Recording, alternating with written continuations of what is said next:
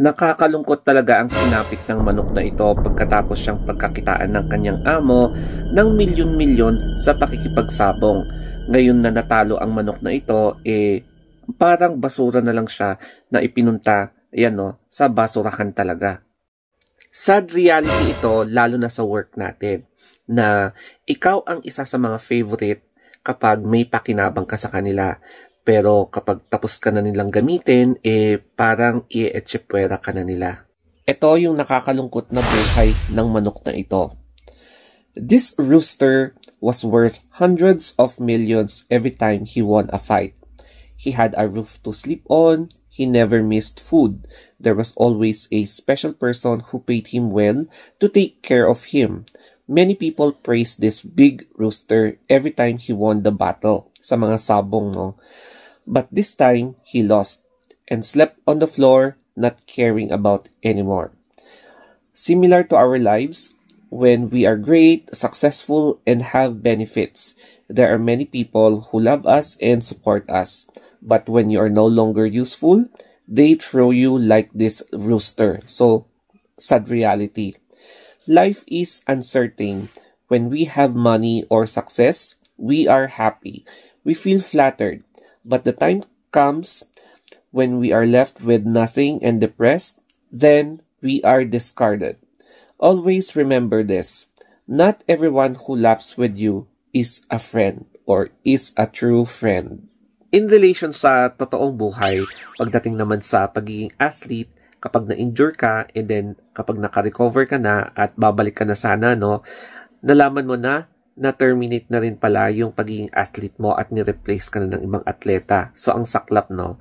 And then, pagdating naman sa trabaho, nagkasakit ka lang ng 2 or 3 days at nagpaalam ka naman. Pagbalik mo sa trabaho, terminated ka na pala kasi feeling nila hindi ka na makapakinabangan kasi sakitin ka daw. So, meron ng ibang nag-take over sa pwesto mo. Yung mga ganon. O kaya sa mga friends naman na kailangan ka lang nila kapag may pera ka, pero kapag wala ka ng pera, huyo ka na sa kanila.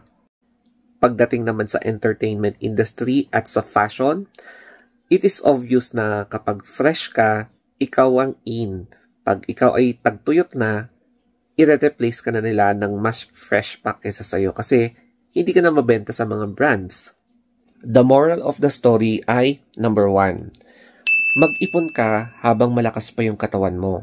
Kasi there will be a time in the future na kapag mahina ka na, minsan nag-iisa ka na lang sa buhay at may kanya-kanya ng pamilya ang mga dati mong kasama sa bahay.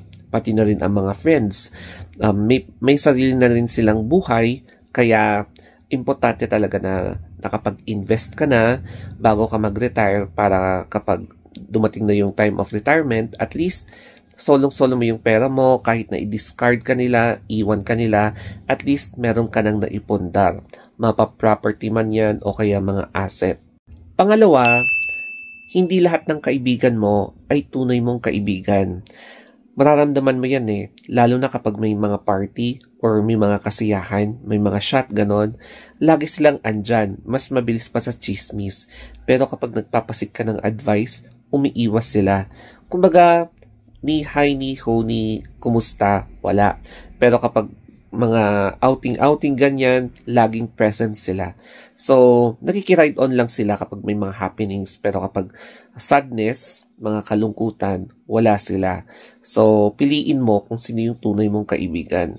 At, in addition dito, piliin mo yung mga kaibigan na dinedefend ka, lagi ka nilang pinipili, yung mga ganon. Hindi yung mga friend na ginagamit ka lang nila kapag may kailangan sa'yo.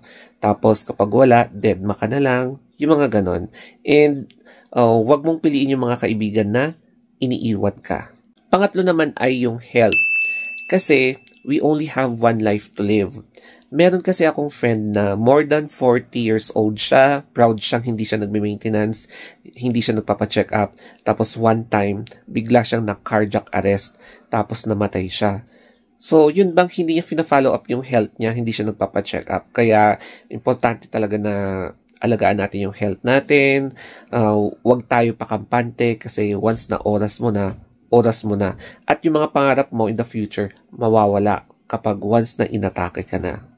Pang-apat naman ay maghanap ka ng partner na susuportahan ka nila through ups and downs. Hindi yung partner na trophy partner, yung tipong maganda lang siya, kaya gusto mo siya maging partner, or gwapo lang siya, kaya gusto mo siyang kapartner, pero in real life, ang tamad-tamad, napaka-arte, tapos napakadami ng luho. Mas maganda yung partner na regardless kung sino siya, ang importante, lagi kanyang kasama at nakikirami sa'yo. At ang number 5 ay securing your investment. Ito yung dapat marunong kang maghalikot ng mga social media accounts mo kasi ngayon nasa digital age na tayo. So, konektado ang mga social media natin sa mga personal information. So, for example, nakakonect sa bank account natin, yung mga nakalagay sa phone, mga ganon. Kaya importante talaga na laging isecure mo yung Facebook, YouTube ng two-factor authentication para hindi ka madaling ma-hack.